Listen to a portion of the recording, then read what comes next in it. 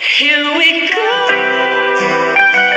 Isa akong royalty from direct descendant ni Queen Elizabeth. Baliw. Eto si Eya, Precious Frog, Kokak. ang medyo pangit na may-ari ng diary.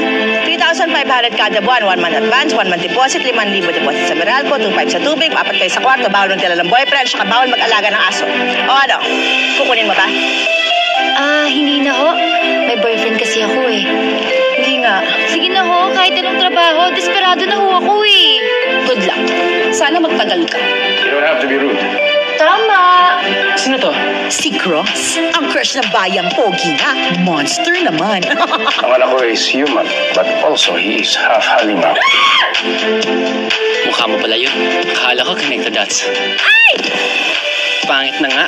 Lampa pa. Hi, kilala mo ba si Cross Sanford?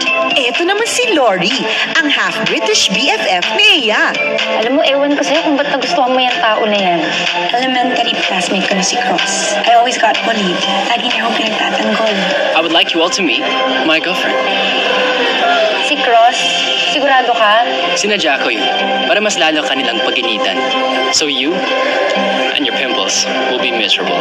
Can I order you? Take out? At si Chad, ang certified cutie na crush ni Eya. Nililigawan ko siya for 1 year. Hindi pa ako sinasagot eh. Kasi may iba siyang gusto. Tanga pumili ni Lori. Chad loves Lori. Mahal na mahal kita. Lori loves Cross. Cross, I love you. Eh, sino kaya love ni Cross? Bakit ang pangit mo? Sa mo tinatago yung sungit buntot mo. Pag di ka dumating, patay ka sa akin. Para mapansin ka man ni Cross. Kasi bagay kayo. Papatayin kita huli mo! Inihahandog ng Viva Films, sina James Reid, Yas